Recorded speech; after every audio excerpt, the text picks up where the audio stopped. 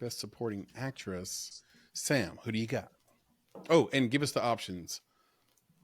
All right, so for Best Supporting Actress, we have Monica Barbaro, A Complete Unknown, Ariana Grande, Wicked, Felicity Jones, The Brutalist, Isabella Rossellini, Conclave, Zoe Saldana, Amelia Perez.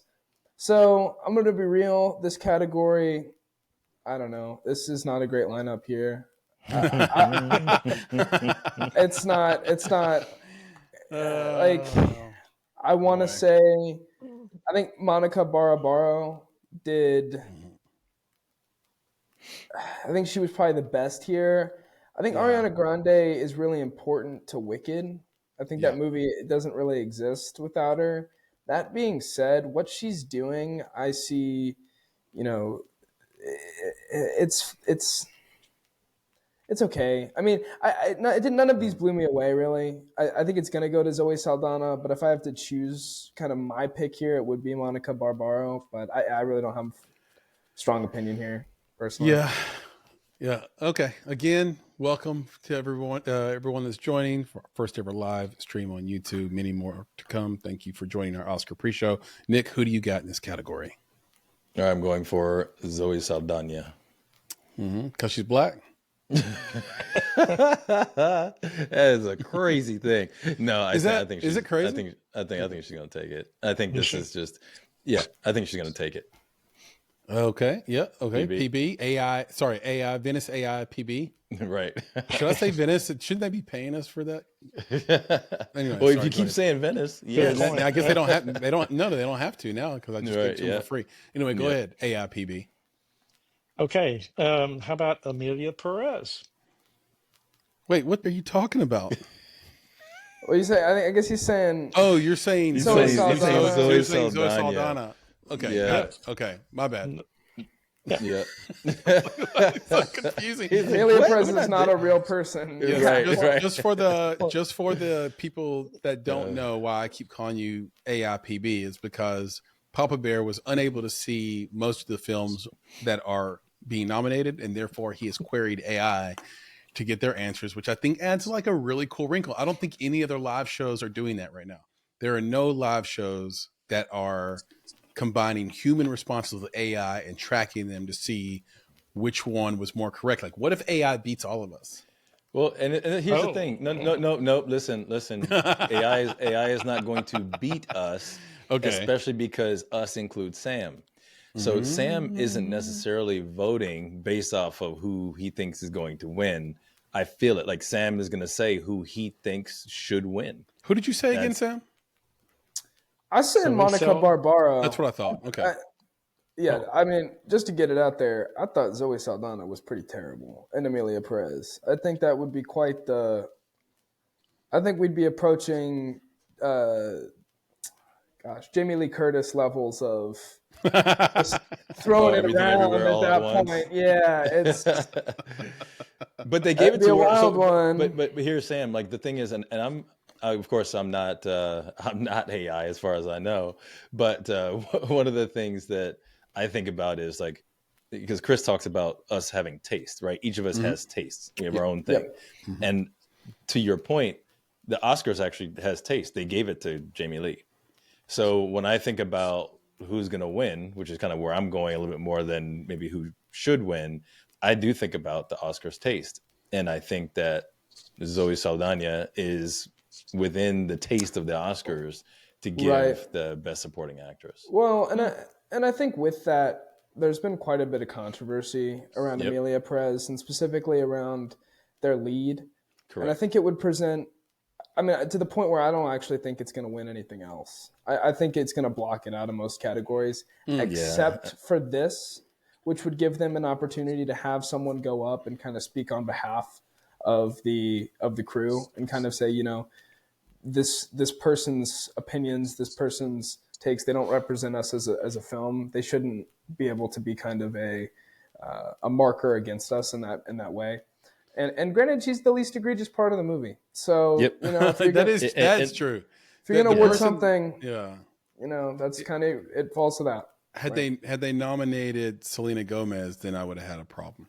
But I'm not mad at Zoe. And, for me, I'm going Felicity Jones on this. And I have the same opinion Sam has on Zoe, but on Ariana Grande.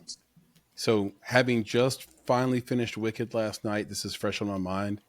I didn't really love it. What Ariana Grande was doing. I think she can sing her ass off. I think she can sing the roof off of a building, but so can Cynthia. I thought the singing between those two was tremendous, but was she better than, I don't know, the others? No. But to Nick's point, well, it wasn't to Nick's point, but I'll just add to Nick's point, which is say, it's not that they have taste. It's that here's what you can't they do, but I'm saying what you can't underestimate is that it's a show. And you need Ariana Grande in a seat. She's going to bring the biggest. I mean, you're going to put her in EGOT territory at that point, and that's a whole conversation. Mm-hmm. Chris, I do have a question for you. Okay. Who sung better? Okay, Ariana Grande or Zoe Saldana? Because they're both in musicals. Ariana Grande sang better. And then I think so. Then my question was can't even. It's not even a comparison. Right. So I think that would then kind of, because I really do think it's a two horse race. I think it's between those two. I think, and when it comes down to that, I think that if we're judging it on that, I think that she should take it. Right. Because I think that if it's singing performance, I mean, that's as much of the element of the film as the actual performance in a musical. You know what I mean? But I think Elton John is in there as a sneaky. Now we're not covering this particular pick. This is best original song, right? Is that where you're going? Talking about? No, I was just saying an actress in a supporting role. I mean, I think actress in a supporting role. Yeah, okay, got it. I think Ariana Grande's singing and her kind of everything that surrounded that just does better than Zoe Saldana's. And I think if we're quite literally going bar for bar there, like I think that she's just going to come out on top. I love it. Yeah, if you're going bar for bar, yes, but I don't think they're gonna. I think they're gonna. I watched. Looking at, but yeah, they're gonna go to Zoe Saldana. I watched The Last Showgirl with Pam Anderson, and Pam Anderson was really, really good in it, really good.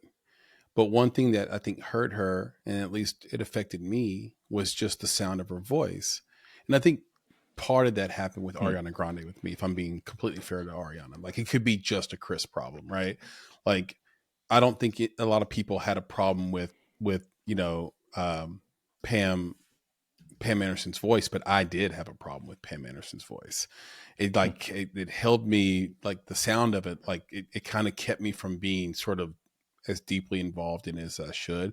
It reminded me of when Michael Jackson was in the Bad extended video in the 80s, where with Wesley Snipes, and we were supposed to sort of buy the fact that Michael Jackson was a tough guy that meets with other rival gangs in a parking garage. And at one point in the music video, Michael says, "You think you're bad? You ain't bad. You ain't nothing." And it's like, because his voice is like 37 octaves too high for a tough guy, right? Exactly. Like, if you look at his actual performance, he was actually good as an actor. He was good in Thriller. He was good in Ghost. We can't just wanted some past the fact that he's Michael Jackson. Yes, he just wanted a different voice. Well, to pop in there. It's Sam's back. It's everything about him, though. It's not just his voice. It's you can't get past the presentation. Yeah. So anyway, moving on. But you're right. Thriller. He did that one. I got like that one for me. He did a great job. He was darker skinned. He looked a little bit more like he would really be on a date with that girl. He was more sort of in the zeitgeist. He was, but I think it was a natural thing for him, even the way that he was talking to her. But anyway, it was. He did a great job. Yeah, he was natural. It looked like he would really be on a date. It looked like, okay, that's a good reason to be soft spoken because you're speaking to a female. You go to the movie, you're trying to maybe progress this relationship as the night moves forward, and then it makes such a good contrast when you turn into a werewolf, right? Or you turn like in the middle of the video, the movie, or whatever. And he had great people. Let's just face it, he had a great director, great writers helping him out. But there was just such a big gap between Wesley Snipes and him in that Bad video. Anyway.